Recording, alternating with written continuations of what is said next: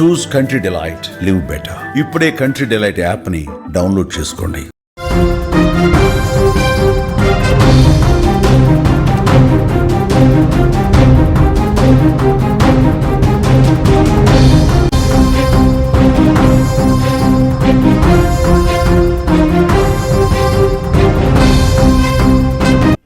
Breaking news చూస్తున్నాం. విజయవాడలో దారుణం జరిగింది. ఇంటి యజమానిని పని మనిషి చంపేసింది.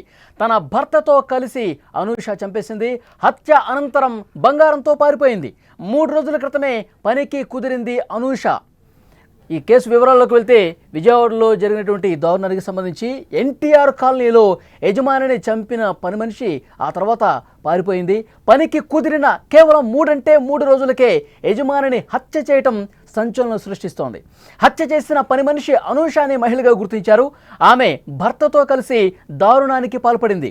నగరంలోని మాచవరం పోలీస్ స్టేషన్ పరిధిలో ఎన్టీఆర్ కాలనీలో నివాసం ఉంటున్న బొద్దులూరి వెంకట రామారావు ఆయన తల్లితో పాటు ఉంటున్నాడు. తన తల్లి బాగోగులు చూసుకునేందుకు ఒక పని మనిషి కావాలని వెతికారు. ఈ క్రమంలో 3 రోజుల క్రితమే అనూష అనే మహిళ రామారావును సంప్రదించింది. ఆమెను పనిలో పెట్టుకున్నాడు రామారావు. 3 రోజుల నుంచి రామారావు సరస్వతితో పాటుగా అనూష కూడా అదే ఇంట్లో ఉంటోంది. గత రాత్రి రామారావును పని మనిషి చంపేసింది. తినే ఆహారంలో మత్తు మందు కలిపి కళ్ళల్లో కారం కొట్టి చాలా దారుణంగా హత్య చేసినటువంటి పరిస్థితి ఉంది.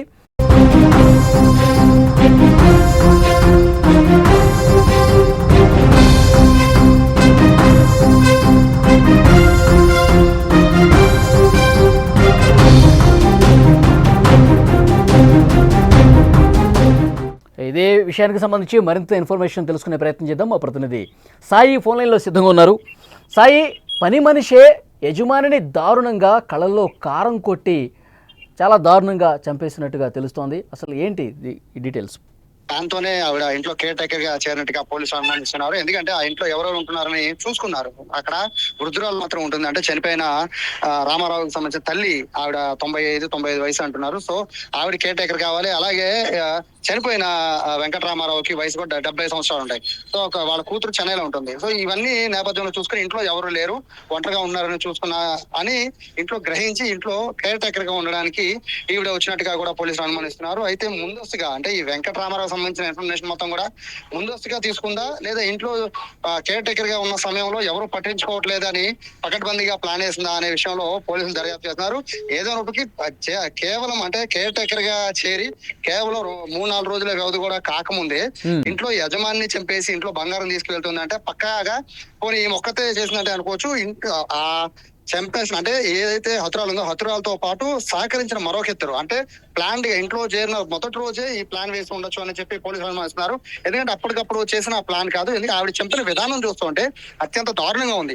మొదట ఆవిడ అతను తినే అన్నంలో ఆవిడ మత్తు మందు కలిపింది. అంటే మత్తు మందుతో కలిపి మత్తు ఇచ్చి బంగారం తీసుకుని ఉడాయించేద్దామని చూస్తుంది. ఆ తర్వాత ఎందుకు డౌట్ వచ్చిందో మళ్ళీ కళ్ళలో కారం కొట్టింది. దాంతో పాటు దిండుతో అదిమింది. అంటే అన్ని రకాలుగా అతన్ని చంపేయడానికి ప్రయత్నించి ఆవిడ ఇంట్లో బంగారం తీసుకెళ్లిపోయింది. అంటే ఇదంతా కూడా ఒక ప్రీ ప్లాన్ గా జరిగినట్టుగా కూడా పోలీసులు అనుమానిస్తున్నారు. సాయి, పని మనిషి అనూష అక్కడ లోకల్ గా ఉండే ఆమెనా? ఆ విషయం ఇంకా పోలీసులు కనుక్కుంటున్నారు. ఎందుకంటే చుట్టుపక్కల వాళ్ళకి ఒక 4 రోజులు 2 నెలలు అయితే చుట్టుపక్కల వాళ్ళు గమనించే అవకాశం ఉంటుంది. కేవలం 2-3 రోజులే అవడంతో ఆ పని మనిషి వివరాలు కేవలం ఆ తల్లి మాత్రమే చెప్పగలదు. ఆవిడ వృద్ధురాలు, దాదాపు 90-95 ఏళ్ళు ఉంటాయి. చనిపోయిన రామారావు తల్లి ఆవిడ ఒక్కతే ఇంట్లో ఉన్నారు. ఆవిడ అర్ధరాత్రి సమయంలో ఇంట్లో లైట్ వెలుగుతుందని లేచి చూశారు. చూసే సమయానికి తన బిడ్డ రామారావు ఈ దారుణంగా హత్యకు గురి కాబడినట్టు గమనించి ఆవిడ చుట్టుపక్కల వాళ్ళకి ఇన్ఫర్మేషన్ ఇచ్చారు. సో ఆవిడ కూడా పెద్ద ఐడియా ఉండకపోవచ్చు. వాస్తవంగా ఆవిడ్ని ఎందుకు వీళ్ళు వదిలేశారు అంటే ఆవిడ వృద్ధురాలు, ఆవిడ తిరగబడే అవకాశం లేదు అని భావించినట్టున్నారు. లేదంటే కనుక ఖచ్చితంగా ఆవిడని కూడా హత్య చేసే అవకాశం ఉండేది. ఆవిడ లేచి తిరిగే పరిస్థితి ఉండుంటే ఆ పరిస్థితి ఉండేది. కానీ ఆవిడ వృద్ధురాలు కావడంతో ఆవిడేమీ చేయలేదని భావించారో ఏదో తెలియదు. కానీ ప్రస్తుతం అయితే పోలీసులు అయితే ఈ విషయం చాలా సీరియస్ గా తీసుకున్నారు. ఇంట్లో పని మనిషిగా జాయిన్ అయ్యి కేర్ టేకర్ గా జాయిన్ అయ్యి కేవలం 3-4 రోజుల వ్యవధిలోనే ఇంట్లో ఉన్న విషయాలన్నీ తెలుసుకొని అత్యంత దారుణంగా హతమార్చడం అనేది పోలీసులు చాలా సాయి కళల్లో కారం కొట్టారు. ఇంకా బలమైన గాయాలు ఏమైనా ఉన్నాయా శరీరం మీద? పోలీసులు ఏమన్నా చెప్తున్నారా? పోలీసులు చేసిన ఎంక్వైరీ ప్రకారం అయితే అంటే ప్రస్తుతానికి అయితే ఈ ఫస్ట్ ఫోరెన్సిక్ కి పంపిస్తూ ఉన్నారు. అక్కడ ఉన్న వస్తువులన్నింటినీ కూడా క్రూజ్ టీమ్ వచ్చి మొత్తం అంతా ఎంక్వైరీ చేస్తున్నారు. వాళ్ళు ప్రాథమికంగా వచ్చిన వాళ్ళ విచారణలో వాళ్ళు ప్రాథమికంగా తెలిసిన అంశాలను బట్టి అయితే మొత్తం మంది ఆహారంలో మొత్తం మంది కలిసినట్టుగా భావిస్తున్నారు. దాని తర్వాత కళ్ళలో కారం కొట్టి దాని తర్వాత దిండుతో అదిమి అంటే ఎక్కడా కూడా అతను బ్రతకకూడదు అనే ఒక ఆలోచనతోనే వచ్చి అతని హతమార్చి ఇంట్లో నుంచి బంగారం అలాగే డబ్బులు విలువైన వస్తువులు కూడా తీసుకెళ్లిపోయినట్టు తెలుస్తున్నారు. ఎంత బంగారం పోయింది అనే విషయం అయితే క్లారిటీ లేదు కానీ మొత్తం అయితే ఇంట్లో ఉన్న అంటే ఆయన రూమ్ లో ఉన్న మొత్తం బంగారాన్ని అలాగే హాల్లో ఉన్న కొన్ని విలువైన వస్తువుల్ని అన్నింటిని కూడా తీసుకెళ్లిపోయినట్టుగా భావిస్తున్నారు. అంటే 2-3 రోజుల పాటు పూర్తిగా ఇంట్లో నిఘా పెట్టి ఈ ఘటనకి పాల్పడినట్టుగా కూడా పోలీసులు అనుమానిస్తున్నారు. ప్రస్తుతం ఆవిడ కోసం చుట్టుపక్కల సీసీ కెమెరాలు అయితే పరిశీలిస్తున్నారు. ఎందుకంటే 2-3 రోజుల పాటు కాబట్టి ఆవిడ కేర్ టేకర్ ఇంట్లోనే ఉంటుంది. సో బయటకు వచ్చిన వివరాలు అలాగే ఎటు నుంచి ఏ రోడ్ లోకి వెళ్తుంది, ఎటు నుంచి వచ్చారు, అలాగే అర్ధరాత్రి పూట జరిగిన ఇన్సిడెంట్ కాబట్టి ఎవరు వచ్చి ఉంటారు, ఎటు నుంచి వచ్చి ఉంటారు, ఈ విషయాలన్నీ కూడా ప్రస్తుతం పోలీసులు అయితే ఎంక్వైరీ చేస్తున్నారు. దీనికి సంబంధించి మోస్ట్లీ సాయంత్రం కానీ రేపు కానీ అప్డేట్ వచ్చాయి. రామారావు తల్లి మాట్లాడగలుగుతున్నారా? పోలీసులు ఏమన్నా ప్రశ్నలు వేస్తే సమాధానం చెప్పగలుగుతున్నారా? ఆవిడ దాదాపుగా 95 ఏళ్ళ వయసు. ఆవిడ లేచి మాట్లాడలేని పరిస్థితి. ఆవిడ పరిస్థితి దారుణం. బేసిక్ గా ఆయన కేర్ టేకర్ గా పెట్టింది ఆవిడ కోసం అని చెప్తున్నారు. అయితే ఈయన కూడా ఒంటరిగా ఉంటున్నారు, కూతురు చెన్నైలో ఉంటున్నారు. సో ఇంట్లో పని చూడడానికి, తల్లికి ఏమైనా వండి పెట్టడానికి ఇటువంటి వీటి కోసమనే కేర్ టేకర్ గా వస్తానని చెప్పి ఈవిడ అంటే అనూష అడిగిందా లేదా ఈయన పెట్టాడా అనే విషయంలో పోలీసులు దర్యాప్తు చేస్తున్నారు. ఎందుకంటే బేసిక్ గా అది ఎన్టీఆర్ నగర్ అనేది ఉన్న విజయవాడలో ఉన్న వాటిలో కొంచెము అంటే కొంచెం పాష్ ఏరియా, అదొక ఏరియా. సో అటువంటి ప్రాంతాల్లో ఇక్కడ కేర్ టేకర్ గా రావాలి అంటే చాలా అంటే చాలా మంది ఆసక్తి చూపిస్తూ ఉంటారు. ఎందుకంటే అటువంటి వాటిల్లో అయితే కేర్ టేకర్ ఫుడ్ కానీ లేకపోతే మిగతా విషయాలు కానీ లోటు ఉండదు.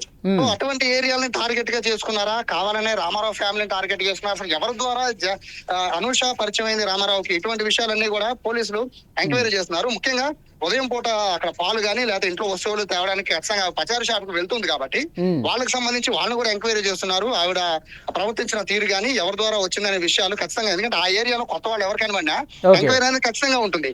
అటువంటి ఏరియాల్లో ఇటువంటి ఘటన జరగడంతో చుట్టుపక్కల వాళ్ళు కూడా మిగతా కేర్ టేకర్ల పట్ల అయితే కాస్త జాగ్రత్తగానే ఉండాలని చెప్పి పోలీసులు చెప్తున్నారు. ఎందుకంటే ఇటువంటి ఏరియాలో కేర్ టేకర్ గా పెట్టుకోవాలి అంటే ఖచ్చితంగా వాళ్ళకి సంబంధించిన డీటెయిల్స్ అన్ని పోలీసులకు ఇవ్వాలి అని చెప్పి చెప్తున్నారు. ఈ నేపథ్యంలో ప్రస్తుతం అయితే అనుష కోసం పోలీసులు అయితే గాలిస్తున్నారు. బంగారం, డబ్బుతో పాటు విలువైన వస్తువులు కూడా తీసుకుని వెళ్ళిపోయిందని చెప్తున్నారు. మొత్తం ఇందులో రామారావు ఫ్యామిలీకి ఇక్కడ ఈ ఎన్టీఆర్ నగర్ లో కావచ్చు, ఈ విజయవాడలో చుట్టుపక్కల బంధువులు ఉన్నారా? వాళ్ళు ఎవరన్నా ఇంటి దగ్గరకు వచ్చిన పరిస్థితి ఉందా?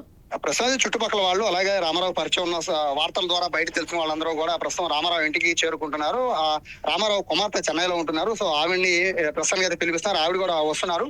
ఆవిడ వస్తే తప్ప దీనికి సంబంధించి అంటే ఈ విషయం రామారావు చెప్పున్నారు. కేర్ టేకర్ గురించి వివరాలు ఖచ్చితంగా కూతురు తెలిసే ఉంటుంది, అంటే చెప్పే ఉంటారు. అలా కేర్ టేకర్ ఇంట్లో పెట్టుకున్న విషయం ఖచ్చితంగా తండ్రి చెప్పే ఉంటారు కాబట్టి ఆవిడ గురించిన ఇన్ఫర్మేషన్ అనేది కేవలం వాళ్ళ కూతురు మాత్రమే ఇవ్వగలదు. కాబట్టి ఎందుకంటే ఆవిడ తల్లి వృద్ధురాలు, ఆవిడ మాట్లాడే పరిస్థితి కానీ అంత వివరాలు చెప్పే పరిస్థితి ఉండదు. కాబట్టి వాళ్ళ కూతురు వచ్చిన తర్వాత ఈ కేసులో కొంతమేర కదలికి వచ్చే అవకాశం ఉంటుంది. కానీ సీసీ ఫుటేజ్ ద్వారా అయితే ఖచ్చితంగా వీళ్ళు ఎట్టి నుంచి ఎటు ఉంటారు అనేది ఖచ్చితంగా గమనించవచ్చు. ఎందుకంటే ఆ ఏరియా మొత్తం కూడా సీసీ కెమెరా సర్వేలెన్స్ ఖచ్చితంగా ఉంటాయి. సో దాని బేస్ చేసుకుని ప్రస్తుతం అయితే పోలీసులు ఎంక్వైరీ చేస్తున్నారు. సాయంత్రం కానీ రేపు కానీ ఒక క్లారిటీ వచ్చే అవకాశం ఉంది. ఎక్కువ దూరం వాళ్ళు పరారీ అయ్యే పరిస్థితి కూడా లేదనేది పోలీసులు వేస్తున్న అంచనా. ఓకే సాయి, మరింత ఇన్ఫర్మేషన్ కోసం మళ్ళీ ఒకసారి మిమ్మల్ని కాంటాక్ట్ అవుతాం.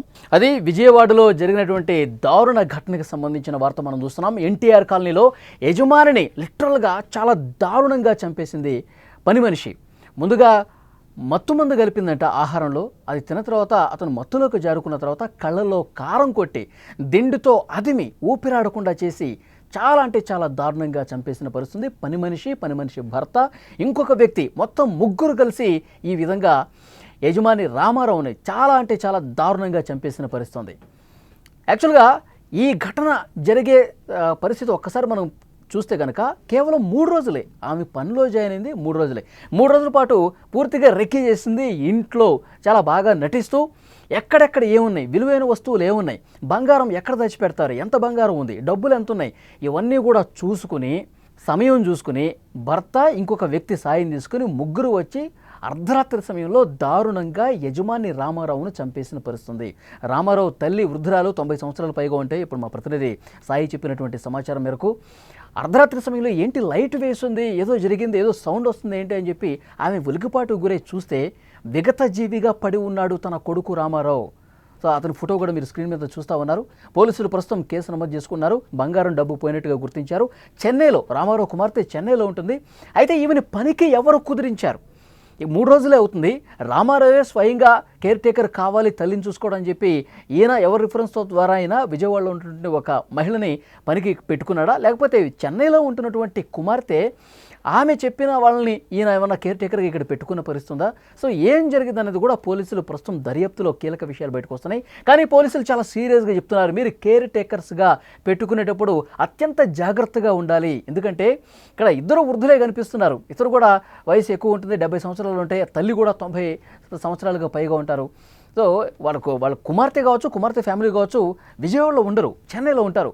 సో ఇక్కడ వీళ్ళు బాగోగులు వీళ్ళే చూసుకోవాల్సిన పరిస్థితి. వృద్ధురాలుగా ఉన్నటువంటి తల్లిని చూసుకోవడానికి ఒక కేర్ టేకర్ ఉండాల్సిన అవసరం ఉంది. కాబట్టి ముక్కు మొహం తెలియని వాళ్ళు, అంతగా పరిచయం లేని వాళ్ళు, సరైనటువంటి తెలియని వాళ్ళని పెట్టుకుంటే ఎలాంటి దారుణాలు వెలుగు చూడాల్సి వస్తుంది, ప్రాణాల మీదకి వస్తుంది అనేది కూడా ఈ ఘటన రుజువు చేసిన పరిస్థితి. పోలీసులు ఒకటే చెప్తున్నారు, ఎన్టీఆర్ నగర్లో చాలామంది కూడా కేర్ టేకర్స్ను పెట్టుకుంటూ ఉంటారు. కొంత ఖరీదైనటువంటి ఇళ్ళు ఉంటాయి, వస్తువులు ఉంటాయి, కొంత పాష్గా ఉన్న ఏరియాకి సంబంధించి అక్కడ వాళ్ళ ఫ్యామిలీస్ ఉంటాయి. కాబట్టి కేర్ టేకర్స్ విషయంలో చాలా జాగ్రత్తలు తీసుకోవాల్సినటువంటి అవసరం ఉంది. ఒకవేళ ఎవరో అనామకుల్ని పెట్టుకుంటే గనక, వాళ్ళ బ్యాక్గ్రౌండ్ ఏంటో తెలియకుండా పెట్టుకుంటే గనక, వాళ్ళ మనస్తత్వాలు ఏంటో తెలియకుండా పెట్టుకుంటే గనక ఇలాంటి దారుణమైన పరిస్థితులే చూడాల్సిన అవసరం ఉంటుంది. కాబట్టి చాలా జాగ్రత్తగా మీరు వ్యవహరించండి అని చెప్పి ఆ కాలనీ వాసులు కూడా ప్రస్తుతం పోలీసులు చెప్తున్నారు. ఇన్వెస్టిగేషన్ అయితే చాలా సీరియస్గా జరుగుతుంది. సీసీ ఫుటేజ్ పరిశీలిస్తున్నారు. ఈ 3 రోజుల్లో ఈ అనూష అనే ఆమె ఎక్కడి నుంచి వస్తుంది, ఎటు నుంచి పోతుంది, తర్వాత ఈ ఇంటి దగ్గర చుట్టుపక్కల కిరాణా షాపులకి వెళ్ళుంటుంది కదా. సో ఆమెకు సంబంధించి కిరాణా షాపు యజమానులతో వాళ్ళకి కొద్దిగా ఈ 3 రోజుల వ్యవధిలో పరిచయం ఏర్పడుతుంది. మీరు ఎక్కడి నుంచి వస్తున్నారు, ఏ ఇంట్లో ఉంటున్నారు, ఇవన్నీ కూడా తెలిసి ఉంటాయి. సో డెఫినెట్గా కాంటాక్ట్ లిస్ట్ కూడా పరిశీలిస్తూ ఉన్నారు. ఎవరి ద్వారా ఈమె కేర్ టేకర్గా వచ్చింది కూడా చూస్తూ ఉన్నారు. సో ఈ సాయంత్రం వరకు క్లారిటీ వచ్చే అవకాశం అయితే కనిపిస్తుంది.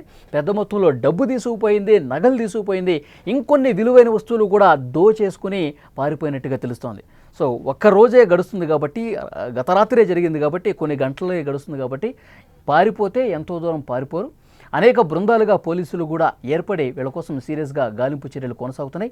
రామారావుతో పరిచయం ఉన్నవాళ్ళు, విజయవాడలో ఉంటున్న వాళ్ళందరూ కూడా ఒక్కొక్కరుగా ఈ వార్త తెలిసిన వెంటనే ఇంటి దగ్గరికి వచ్చి విచారం వ్యక్తం చేస్తున్నటువంటి పరిస్థితి కనిపిస్తుంది. ఎంత దారుణం చూడండి. పని మనిషిగా అవకాశం ఇచ్చి ఇంట్లో తన తల్లికి కేర్ టేకర్గా ఉండి బాధ్యతలు చూసుకుంటుందని భావించి పెట్టుకుంటే ఇలాంటి దారుణమైన పరిస్థితులు, మనుషుల మనస్తత్వాలు చూడండి. ఇంట్లో ఉన్నటువంటి విలువైన వస్తువులన్నీ కూడా చోరీ చేసి, కేవలం చోరీ చేసేందుకే కేర్ టేకర్గా జాయిన్ అయినట్టుగా కనిపిస్తోంది. భర్త సాయం తీసుకుంది, ఇంకొకడు సాయం తీసుకొని ముగ్గురు కలిసి చాలా దారుణంగా చంపేసి వెళ్ళిపోయారు. సో ఈ సాయంత్రం వరకు కేసుకు సంబంధించి పురోగతి వస్తుంది. ఆమె ఎవరి ద్వారా వచ్చింది, ఎంత దోచేసింది, అక్కడ చంపే సమయంలో ఏం జరిగింది, ఇవన్నీ డీటెయిల్స్ ఈ సాయంత్రం వరకు పోలీసులు అందించే అవకాశం ఉంది.